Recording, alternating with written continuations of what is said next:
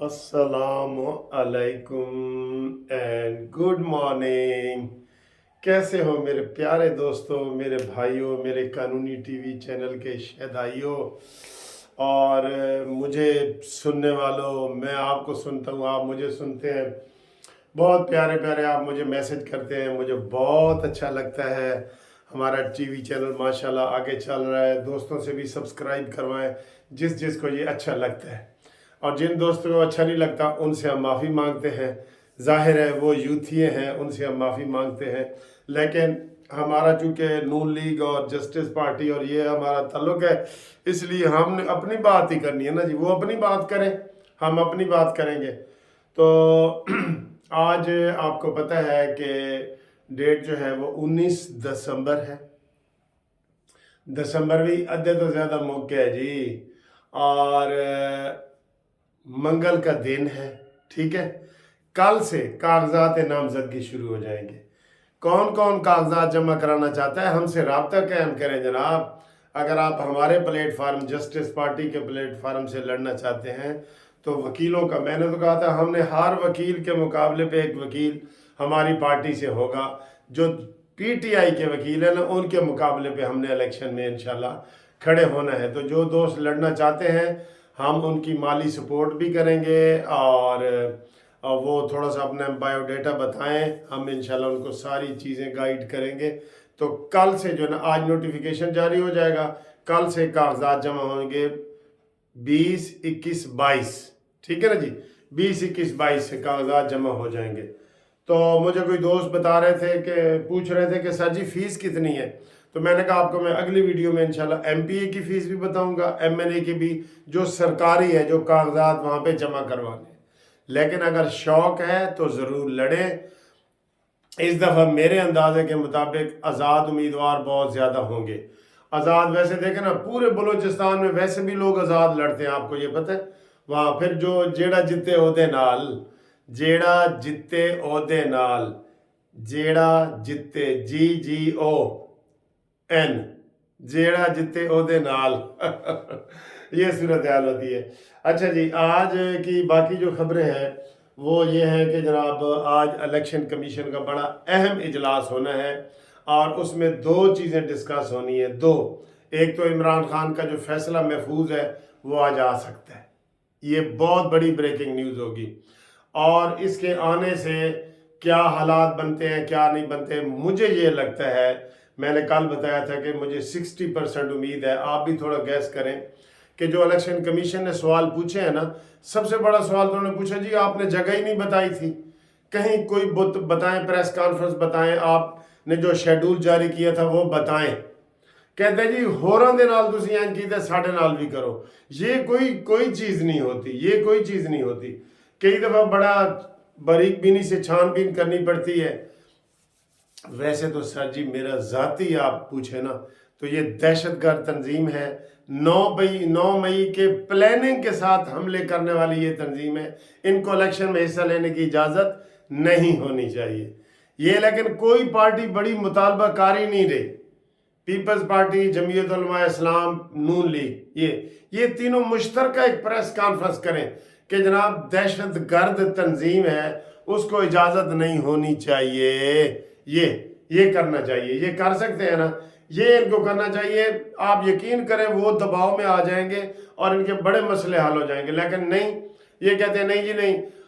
इसकी जगह अगर इमरान होता तो उसने लाजमी ये कहना था कि जनाब नून लीग ने 9 मई के जो हमले किए ना उनको बिल्कुल, वो उसने शोर मचा मचा के ना कर देना था। ये पहली बात कहने से ही डरते हैं कि उसके ऊपर पाबंदी हो। 9 मई के दहशतगर्द हैं कि नहीं, पूरी कौम बताए। और ये प्लानिंग से हमला हुआ है कि नहीं, पूरी कौम बताए। ये सोची समझी स्कीम है कि नहीं, पूरी कौम बताए। अगर सोची समझी स्कीम नहीं है, प्लानिंग नहीं है, 9 मई दहशतगर्दी नहीं है, तो फिर ठीक है, ठीक है। तो ये सूरत हाल है। दूसरा केस जनाब इनका लगा हुआ है कंटेम्प्ट का। इमरान खान, असद उमर और फवाद चौधरी, ठीक है। इमरान खान, असद उमर और फवाद चौधरी, इनका लगा हुआ है। तो इनके जनाब अगर कंटेम्प्ट का इनको आर्डर हो जाता है تو پھر یہ تینوں ویسے ہی نااہل ہو جائیں گے۔ عمران خان تو ویسے ہی نااہل ہوا پڑا ہے نا، سزا کی وجہ سے اور ان کی وجہ سے، تو یہ ان کا کیس بھی، سائفر کیس بھی خاموش۔ سر جی یہ بعد میں آپ کو شاید کوئی پتہ لگے کہ یہ بہت بڑی کوئی گہری سازش ہوئی ہے۔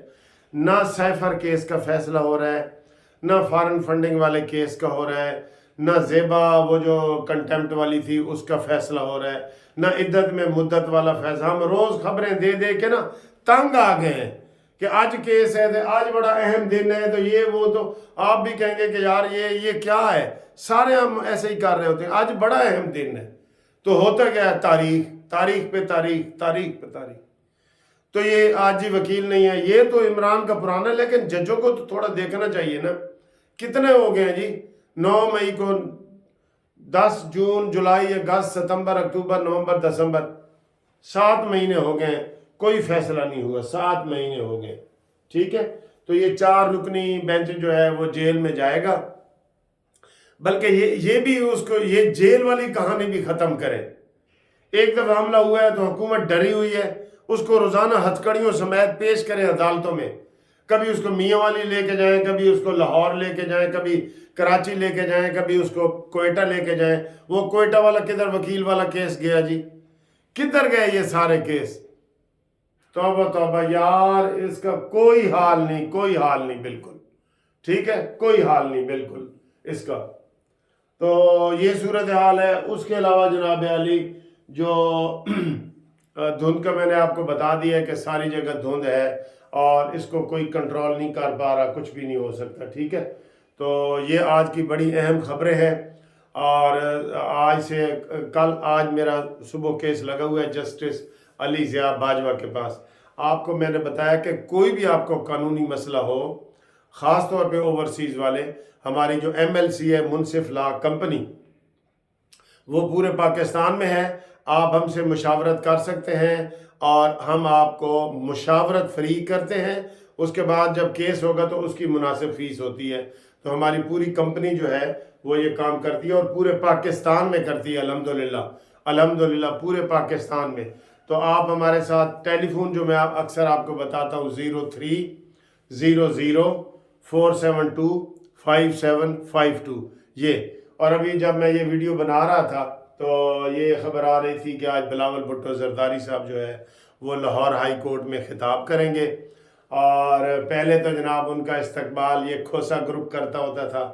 کھوسا صاحب صدر تھے لائر فورم کے، اور ان کا بیٹا خرم کھوسا وہ بھی جو جناب ان کا استقبال کرتے تھے، لیکن آج پہلی دفعہ انہوں نے بے وفائی کی ہے، میں کہوں گا انہوں نے لطیف کھوسا صاحب نے بے وفائی کی ہے بالکل، یا تو ادھر ٹرک پڑے ہیں یا ان کو ویسے ہی بے وفائی ہو گئی ہے، تو آج وہ سٹیج پہ نہیں ہوں گے، اور مجھے نہیں پتا ان کے جانے کے بعد کون ان کا نمبر 2 کون ہوگا، وہ اس کے سٹیج پہ ہوگا۔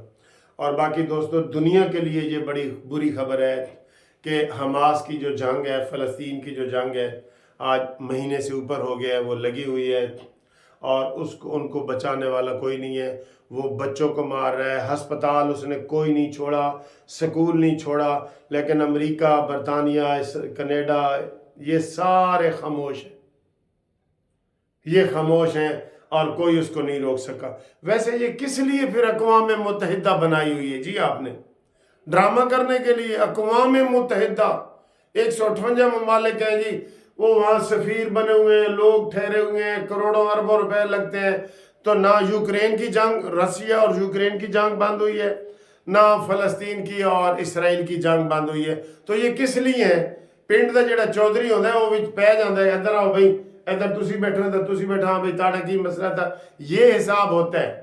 پنڈ کے چودھری کی طرح ان کو کردار ادا کرنا چاہیے اقوام متحدہ کو، لیکن نہیں سر جی، پوری دنیا کے وہ ایک ڈرامہ ہے، خدا کی قسم۔ وہ کہتے ہیں نا، لک بزی